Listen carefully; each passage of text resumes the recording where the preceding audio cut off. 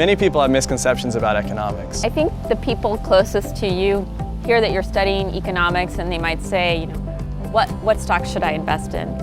If you haven't had a chance to study economics before, the closest thing you can probably think of is an accountant. Some people think that the field is like highly mathematical and that only people who are like Albert Einstein's protege could succeed in the field. One of the biggest misconceptions about economics is due to the highly publicized nature of Federal Reserve's monetary policy and Congress's fiscal budgets. And though some economists are very involved with financial markets and whatnot, economics to me, as I explained, is just much broader than that. Economics is about people.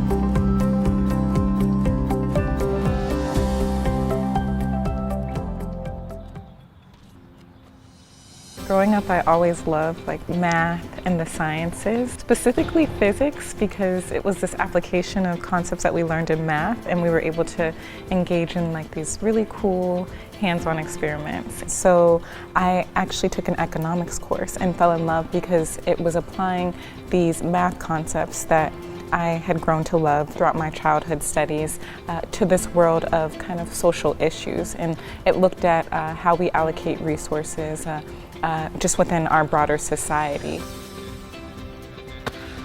So one of my favorite things about economics is that it's taught me how the world actually functions. How an incredibly complex system can actually be understandable based off of the individual incentives that people have.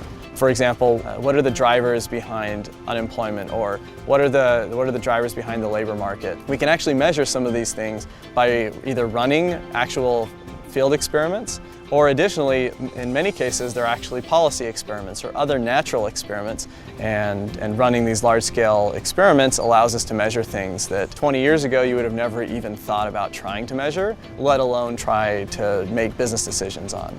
And today we can do these types of things because the computational infrastructure has radically changed how we actually practice economics. Like before 1980, it was higher. So economics is the science of human behavior that allows you to answer a broad range of really exciting questions about why human beings do what they do, but to do so in a more precise way using mathematics. Whether it's microeconomics, questions about basic supply and demand, what drives the price of oranges, or the big macro questions, such as does investment respond to changes in interest rates? But ultimately, economics is really about human behavior. So how do we use the science of economics to help us answer questions that will help people live more fruitful lives? Yeah, so this was the patient's last vital signs. His blood pressure was... I spend part of my time treating patients, and then I spend the majority of my time teaching students about the intersection between economics and global health, and doing research using economic techniques to kind of understand policy issues surrounding health. Do you mind if I take a listen to your heart? Without understanding economic principles and economic forces, it became a real gaping hole in actually practicing medicine. I had this experience as a medical student. I was working in an emergency room in Eugenio Espejo Hospital in Quito, and I had just spent every waking moment of my life studying anatomy and physiology and feeling like this was my opportunity to start helping people. This is what all of that training is going to come down to. And then getting into the emergency department and having this young girl who had been in a motor vehicle accident being completely unable to help her because they had no supplies.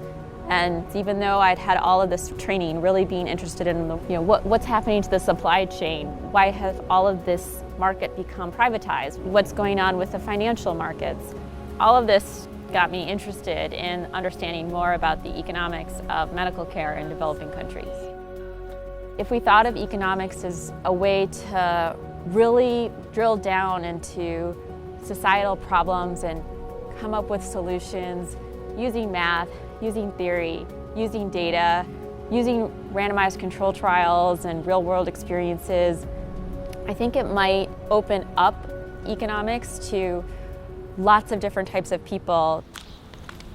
I think I actually kind of doubted my ability to even move into the field. And I think that ties back to the fact that, honestly, I didn't know many people that looked like me that were actually economists. All I heard was like, oh, this is a terribly difficult field to get into. It's terribly difficult to get into a PhD program. And I think I was fortunate to go to a liberal arts women's college where I was exposed to economists of all ethnicities, races, backgrounds, gender. I think just having that picture and participating in the AEA program, summer training program, where I saw that, an economist isn't just one type of person, I realized, hey, this is feasible. This is something that I can do. That is also the output per As decisions get made about policy, and if there are not people in the room representing the broad swath of different groups, racial and ethnic groups in this country, where those decisions are being made at the Fed Board of Governors or at the IMF or at the World Bank or at various other institutions, the Congressional Budget Office, then those conversations are going to be bereft of important perspectives and information.